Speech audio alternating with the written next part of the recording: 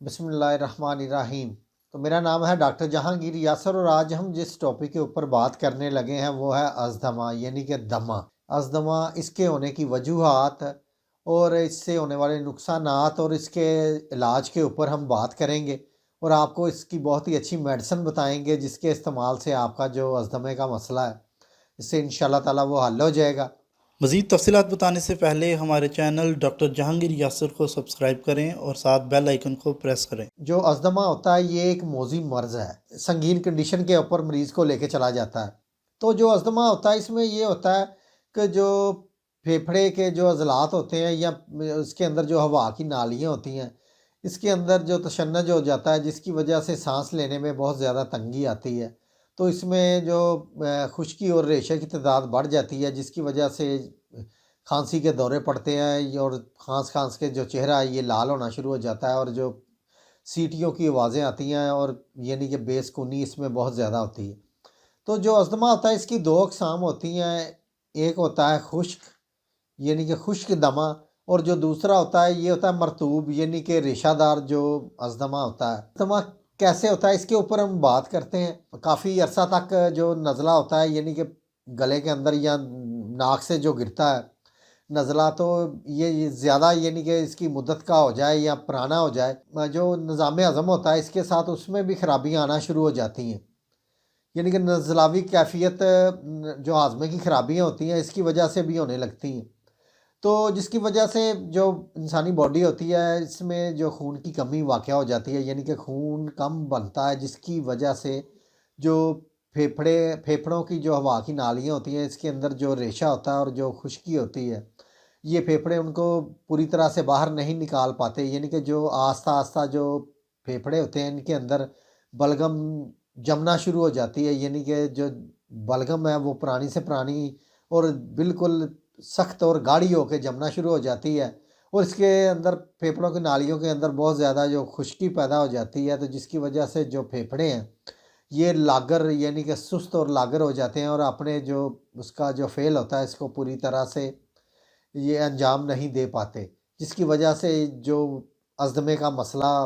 जो फेफड़ों के अंदर या आपको जो पेशेंट है इसको जो अस्थमे का मसला होना शुरू हो जाता है यानी कि दमे की कैफियत हो जाती है, जिसकी वजह से सांस लेने में बहुत ज़्यादा मसला होता है, यानी कि सांस की तंगी इसमें होने लगती है। इसमें ये होता है कि मरीज़ के अंदर बहुत ज़्यादा घबराहट उसको होने लगती है और जो खांसी का दौरा चढ़ता है इसके साथ बहुत ज़्यादा पसीना आ जाता है और चेहरे का जो रंग है बहुत ज़्यादा लाल हो जाता है। इसके साथ जो टुखने हैं, इसके जो नालियाँ ये इसमें नीलापन आ जाता है ये और जो जिस्म है और जो चेहरा है ये खाँस-खाँस के नीला होना शुरू हो जाता है, यानी कि जो पूरी तरह से ऑक्सीजन फेफड़ों को नहीं मिलती या इसमें इसमें बहुत ज़्यादा इसकी नालियों के अंदर जो रुकावट हो जाती है जिसकी वजह से साँस लेने में तंगी आती है और जो यानी कि चेहरा है ये बिल्कुल नीला होना शुरू हो जाता है और हाथ-पाँव जो बहुत बाद लोगों को तो इसके साथ वॉमिटिंग का भी मसला हो जाता है और रात को जब सोते वक़्त अच्छी तरह से साँस नहीं निकलती और रेशे की आवाज़ आती है, साँस लेने में गड़गड़ की आवाज़ आती है या सीटियों की आवाज़ इसके साथ आती है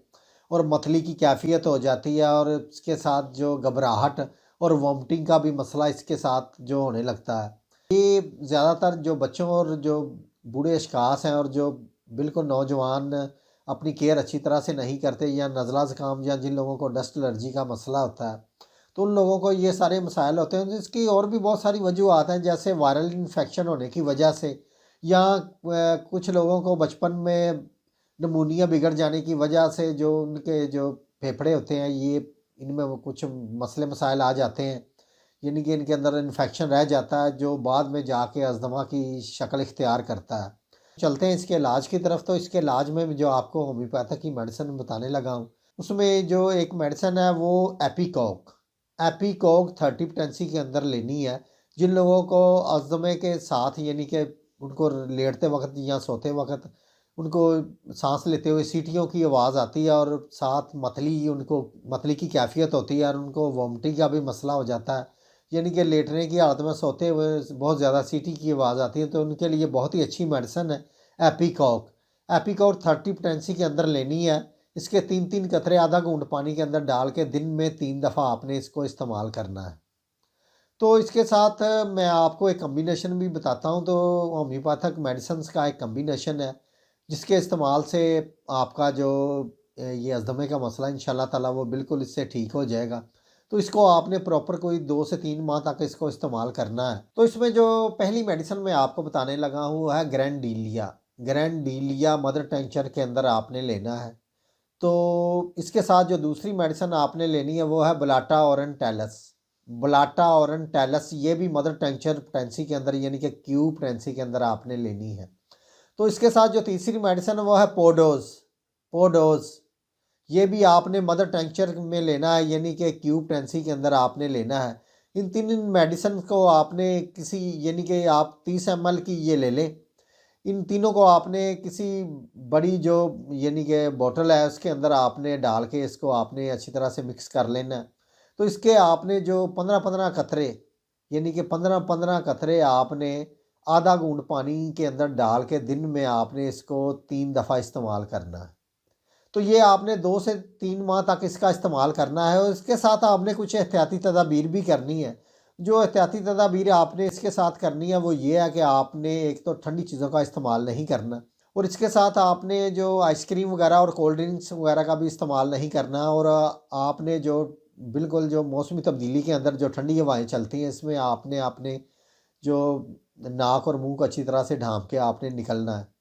तो आप इसके साथ कोशिश करें कि गर्म चीज़ों का ज़्यादा इस्तेमाल करें, जैसे गरम-गरम खाना हो गया या गरम-गरम चाय हो गई। तो इसमें आपने कोशिश करें कि नीम गर्म पानी भी आप जो इसका इस्तेमाल करें, ये आजकल जो मौसम है, इसमें आप नीम गर्म पानी का भी इस्तेमाल कर सकते हैं। तो जिन लोगों को अस्थमा होता है, उनको मौसमी तब्दीलियों के साथ इसकी जो शिद्दत बहुत ज़्यादा तेज़ हो जाती है और आम हालत में ये इनको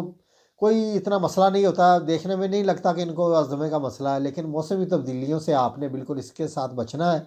और आपने मेडिसिन का इस्तेमाल करना है। इंशाल्लाह ताला आपका जो अस्थमे का मसला है इससे बिल्कुल हल हो जाए।